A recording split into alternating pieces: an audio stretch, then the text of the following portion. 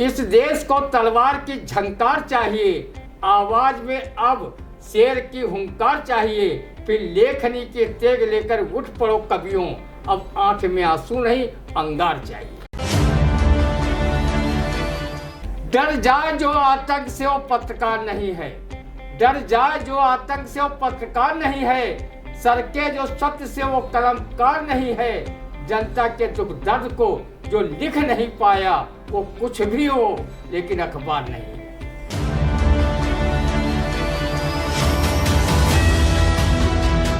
नमस्कार, स्वागत है आप सभी का आई इंडिया के खास कार्यक्रम रंदा में। खबरों पर रंदा चलाने के लिए आई इंडिया के स्टूडियो में मौजूद हैं कवि, वरिष्ठ पत्रकार एवं रंगकर्मी ज्ञान प्रकाश सिंह प्रतीक जी। तो प्रतीक जी, आपका बहुत बहुत स्वागत है आई इंडिया के स्टूडियो में। आज पहली खबर की शुरुआत करेंगे, जहां रालोद के प्रदेश महासचिव आरपी सिंह चौहान ने सीएम योगी आदित्यनाथ से की पत्रकार राघवेंद्र वाजपेयी हत्याकांड की सीबीआई से जाँच कराने की मांग। अब इस मांग पर क्या कहेगा रंदा, सुनते हैं।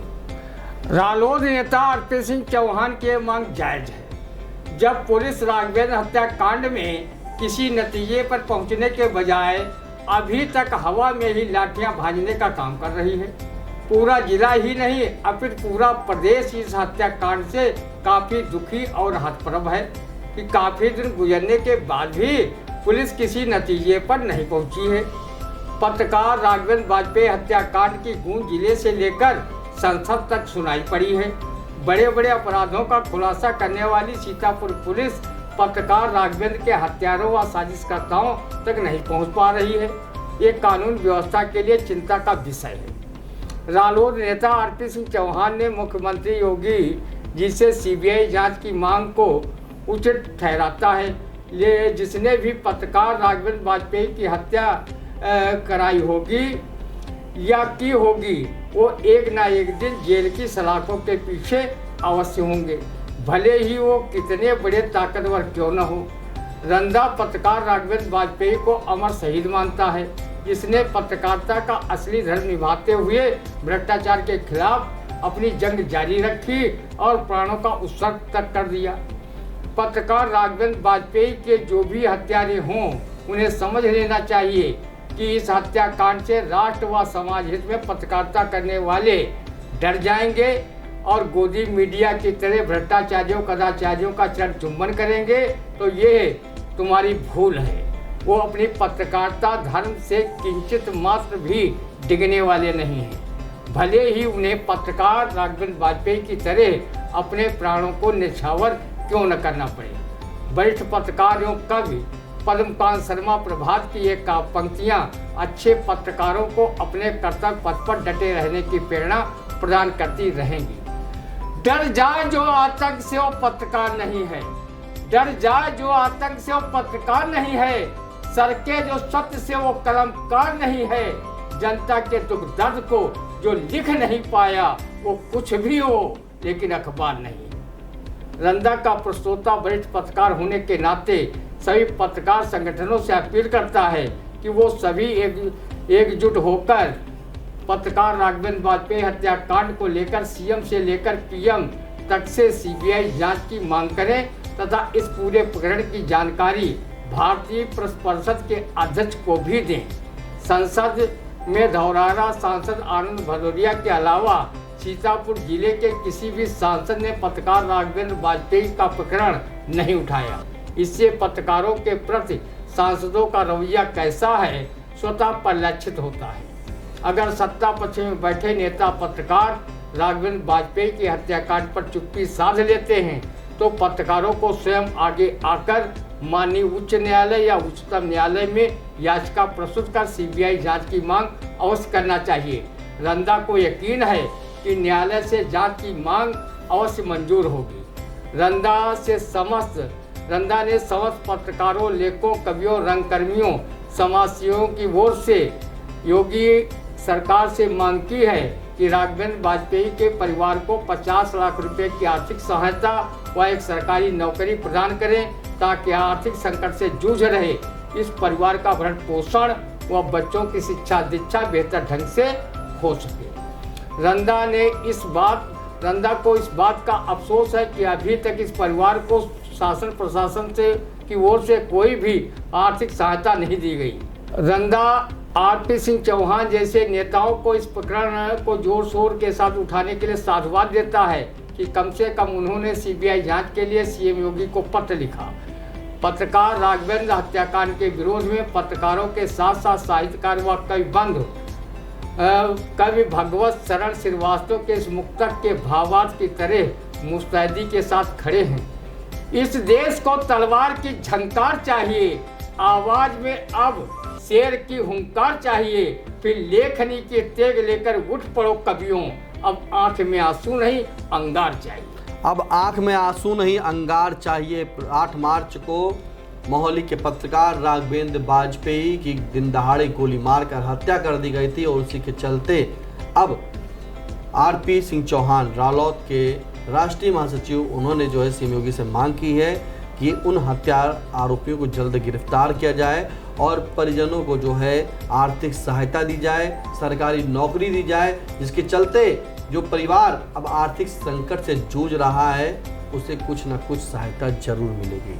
उनके बच्चे जो पत्रकार के थे वो बच्चे की शिक्षा दीक्षा के लिए सरकार को आगे आना चाहिए। तमाम संगठन हैं आगे भी आए हैं, लेकिन मदद जरूर करिए, क्योंकि जिस तरह से पत्रकार राघवेंद्र वाजपेयी की दिन दहाड़े हत्या कर दी गई, ये वाकई इसकी गूंज सिर्फ सीतापुर ही नहीं पूरे उत्तर प्रदेश में गई है और खुद इस पर सीएम योगी आदित्यनाथ संज्ञान ले रहे हैं। फिलहाल अगली खबर, जहां यूपी गौ सेवा आयोग के सदस्य रमाकांत उपाध्याय ने कहा कि गाय का मूत्र मनुष्य के लिए वरदान है, गाय के मूत्र से तैयार होंगी दवाइयाँ। अब जो दवाइयाँ हैं वो गाय के मूत्र से तैयार होंगी। इस पर क्या कहेगा रंदा, सुनते हैं रंदा के इन दवाओं के बारे में। रंदा जैसे करोड़ों लोगों को ऐसे वरदान से अभी तक महरूम क्यों रखा? पहले क्यों नहीं बताया कि गौ माता व सांड बप्पा का मूत्र मनुष्य के लिए वरदान है? भले उसे कोई वरदान समझ के पीता या न पीता, रंदा उसे जी भर कर पीता। वो गौमूत्र पीने के वरदान से भला कैसे चूक सकता था? अब रमाकांत उपाध्याय जी आपने बता दिया तो रंदा अब ताजा गौमूत्र की तलाश में इधर उधर घूमा करेगा। जैसे ही वो सांड बप्पा व गौ मम्मी को मूत्र विसर्जित करने के लिए पूंछ उठाते देखेगा, वैसे ही उसके पीछे चुल्लू बांधकर खड़ा हो जाएगा और जैसे ही मुर्धार बहेगी, रंदा उसे छक्कर वरदान मांगकर पिएगा। वो गौमूत्र पीने के वरदान को हाथ से नहीं जाने देगा।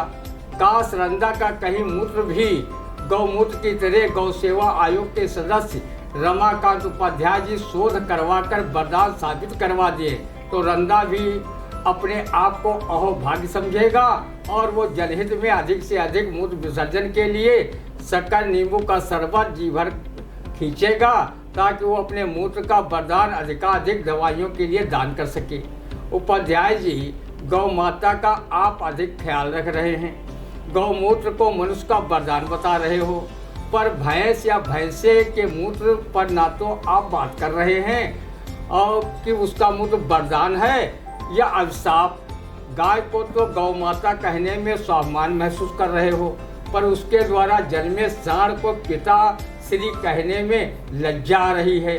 गौ भक्तों को भैंसे से क्या दुश्मनी है जो गाय से अधिक दूध व गोबर देती है, फिर भी आप लोग उसे भैंस माता या भैंसा बप्पा की जगह भैंस मौसी तथा भैंसा को मौसा मौसिया का दर्जा ही दे देते तो रंदा को भी दिली खुशी होती। गाय की तरह उसे भी स्लास्टर हाउसों में कत्ल होने से बचा लेते।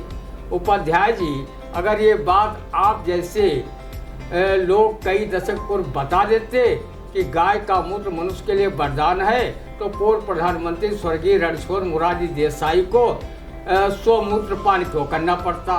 वो भी गौमूत्र पान किया करते।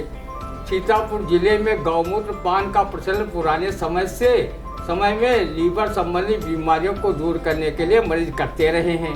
गौमूत्र का सेवन बीमारियों को दूर भगाने हेतु हमारे आयुर्वेद में इसका विस्तृत वर्णन है। पतंजलि सुश्रुत ने भी गौमूत्र का सेवन कई बीमारियों के लाभ हेतु बताया था।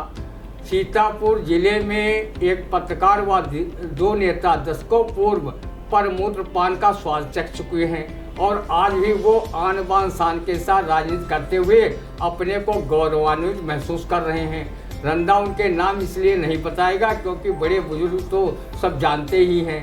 कहीं उनकी देखा देखी अन्य कई नेता भी उन्हें अपना आदर्श मानकर परमूत्र पान के लिए लालायित न हो जाएं।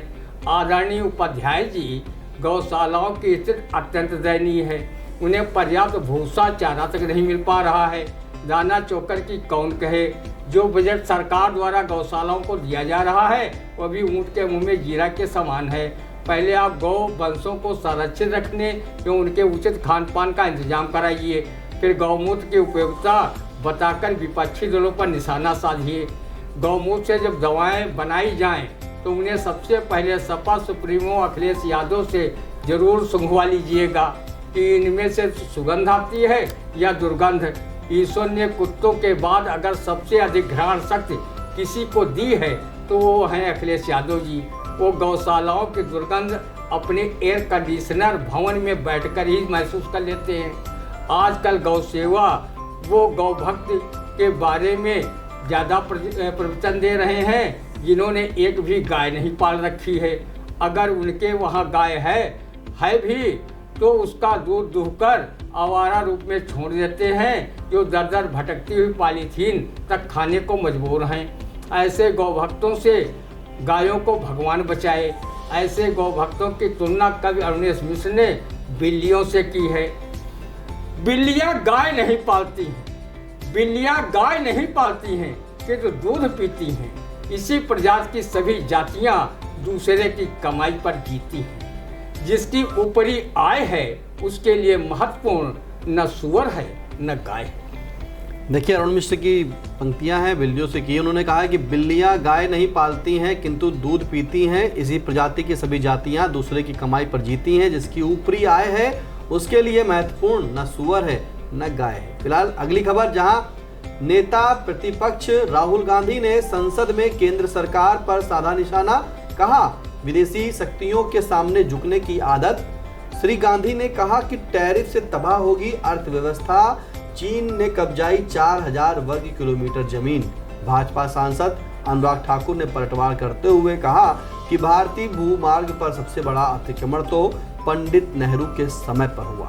अब इस अतिक्रमण पर जो है क्या कहेगा रंदा, सुनते हैं। आदरणीय राहुल जी, जब हमारे विश्व गुरु डंका पर प्रधानमंत्री नरेंद्र मोदी को उनके मित्र व अमेरिकी राष्ट्रपति डोनाल्ड ट्रंप द्वारा भारतीय नागरिकों को हथकड़ी बेड़ी डालकर और मुंह पर टेप चिपकाकर भारत भिजवाया गया, तब मोदी जी मौनी बाबा बने रहे। इस प्रकरण पर अमेरिका में जाकर भी इसकी शिकायत ट्रंप से नहीं की तो वो अमेरिका द्वारा लगाए गए टैरिफ पर बोलने के लिए हिम्मत कहाँ से जुटाएंगे। भले ही भारतीय कारोबार ध्वस्त हो जाए, भारतीय अर्थव्यवस्था रसातल में पहुंच जाए, भारतीय जनमानस त्राहिमाम बेरोजगारी महंगाई को लेकर करता रहे। आदरणीय राहुल जी, जब से आपने संसद में चीन द्वारा 4000 वर्ग किलोमीटर भारतीय भूभाग चीन द्वारा हड़पे जाने की बात देशभक्त रंदा जैसे करोड़ों लोगों ने सुनी है, तब से चीन के प्रति उनका रक्त उबल रहा है और वो चीन से दो दो हाथ करने के लिए उतावले हो रहे हैं। अगर राहुल जी आपकी बात सत्य है तो चीन का भारत की संप्रभुता पर ये बहुत बड़ा हमला है। इसे कोई भी भारतीय स्वीकार नहीं करेगा। भाजपा सांसद अनुराग ठाकुर, आपका संसद में राहुल की बात पर पलटवार ये कहकर करना देश हित में ठीक नहीं है कि पंडित नेहरू के समय तो चीन ने भारत की अधिक भूमि पर अतिक्रमण कर लिया था। ये कहते हुए तुम्हें शर्म आनी चाहिए कि हर समस्या के लिए सिर्फ नेहरू ही जिम्मेदार नहीं है। बीते 11 साल से आपकी पार्टी भाजपा की केंद्र में सरकार चल रही है, वहीं चीनी घुसपैठ व भारतीय भूभाग के कब्जे को लेकर आपकी सरकार जवाबदेही से नहीं बच सकती। राहुल जी के कथनानुसार 4000 किलोमीटर चीन ने कथित रूप से कब्जा कर लिया और अपनी सरकार चीन का चा तक नहीं बोल पा रही है। आदरणीय अनुराग ठाकुर जी, पंडित नेहरू ने तो 1962 के भारत चीन युद्ध में भारत के भूभाग के एक हिस्से को गंवाया था। आपकी सरकार तो बिना युद्ध किए ही चीन के हाथों 4000 वर्ग किलोमीटर जमीन गंवा बैठी है। आप ये क्यों भूल रहे हैं कि 1962 का बदला 1967 में तत्कालीन प्रधानमंत्री इंदिरा गांधी ने चीन से सिक्किम को छीन कर लिया था। जब नेता प्रतिपक्ष राहुल गांधी ने इतना बड़ा आरोप संसद में लगाया है तो सरकार को चाहिए कि वो संसद में श्वेत पत्र लाए, जिससे देश को हकीकत का पता चल सके। अगर नेता प्रतिपक्ष राहुल झूठ बोलते हों तो उन्हें इसकी सजा मिले, और अगर चीन घुसपैठ व जमीनों की बात सच निकले तो देशवासियों को गुमराह करने को लेकर केंद्र सरकार को बर्खास्त किया जाना चाहिए। ये भारतीय संप्रभुता की रक्षा का सवाल है। इससे किसी प्रकार का समझौता देश हित में मान्य नहीं है। सरकार न तो अभी तक चीन से अक्साई चीन वापस ले सकी है और पाक अधिकृत कश्मीर बस छीन सकी है। बस कायरतापूर्ण बीरबानी के बयान दिए जा रहे हैं। सरकार सिर्फ गोस्वामी तुलसीदास के इस दोहे को साकार कर रही है। सूर समर करनी करें कहीं न जताओ वही आप, और विद्यमान न पाए रिपु कायर कथय प्रताप। रंदा हमेशा देश हित में चीन को इस काव्य पंक्तियों से ललकारता रहता है। हम भारत के वीर चीन के बौना का लड़ी हैं, ये सुअर के छौना का लड़ी। जिस तरह से संसद में राहुल गांधी ने कहा कि भारत की जो ज़मीन है वो 4000 वर्ग किलोमीटर चीन ने कब्जा कर ली है, जिसके बाद अनुराग ठाकुर जी ने कहा कि पहले के इतिहास देख लें और सभी दोष जो है वो नेहरू जी पर थोप देते हैं। लेकिन रंदा का क्या कहना है आपने सुना, लेकिन रंदा के साथ हर एक भारतवासी का यही कहना है कि 11 साल से आपकी केंद्र में सरकार है, और जब आप सरकार चला रहे तो आप ठीकरा फोड़ना बंद करिए, क्योंकि अगर राहुल गांधी सच बोल रहे हैं तो ये वाकई एक बहुत बड़ा धोखा हो रहा है, जहां भारत की ज़मीन को चीन कब्जा कर ले रहा है और भारत उसमें कुछ बोल नहीं पा रहा है। और हाँ, अगर राहुल गांधी जी झूठ बोल रहे हैं तो इस पर भी कार्रवाई होनी चाहिए राहुल गांधी जी के ऊपर कि किस तरह से भारतवासियों को भ्रमित कर रहे हैं। लेकिन अगर राहुल गांधी जी की बात सत्य है, वाकई चीन ने भारत की ज़मीन पर कब्जा कर रखा है, हथिया लिया है, छीन लिया है, तो अब भारतवासियों को चुप नहीं बैठना चाहिए, ना भारत की सरकार को चुप बैठना चाहिए, और इसके लिए वाकई वो अपनी ज़मीन कब्जा मुक्त कराएं और अपनी ज़मीन को हासिल करें। फिलहाल कैसा लगा रंदा का कार्यक्रम कमेंट के माध्यम से जरूर बताएं। कोई सुझाव हो तो भी कमेंट के माध्यम से जरूर दें। अब दीजिए इजाजत, फिर मिलते हैं आपसे अगले रंदा के कार्यक्रम के लिए। नमस्कार।